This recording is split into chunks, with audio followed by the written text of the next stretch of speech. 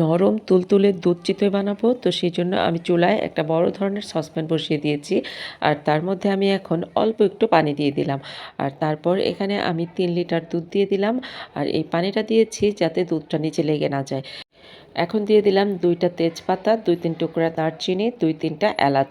তারপরে দিয়ে দিলাম 1 কাপ পরিমাণ গুঁড়া দুধ। এগুলো খুব ভালো করে মিশিয়ে নিলাম। কিছুক্ষণ পর দুধটা বলক এসে গেছে। 7 থেকে 8 মিনিট মিডিয়াম হিটে দুধটা জাল করে নিলাম। এখন চুলাটা বন্ধ করে দিয়ে ঢেকে রেখে দিলাম। 10 মিনিট পর এখানে আমি 500 গ্রাম খেজুরের গুড় গলিয়ে রেখেছিলাম, সেই গুড়টা সবটাই দিয়ে দিলাম। তারপর হাতা দিয়ে নেড়েচেড়ে খুব ভালোভাবে দুধের সাথে গুড়টা মিলিয়ে নিলাম। আর তারপর ঢাকনা দিয়ে ঢেকে রেখে দিলাম যাতে দুধটা গরম থাকে।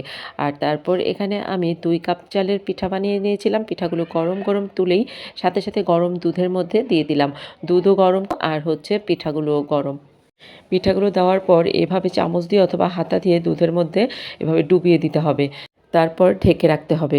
ঢাকনা যেন খোলা থাকে না। খোলা থাকলে পিঠার উপরের অংশগুলো শুকিয়ে যাবে। তারপরে আরও কিছু পিঠা বানিয়ে আবারও এর মধ্যে ডুবিয়ে দিলাম। আর এখন ঢাকনা দিয়ে ঢেকে রাখবো প্রায় 2 থেকে 3 ঘন্টার জন্য। তো 3 ঘন্টা পর আমি পিঠাগুলোও নিলাম। সম্পূর্ণ ভিজে গেছে, খুবই নরম তুলতুলে হয়েছে।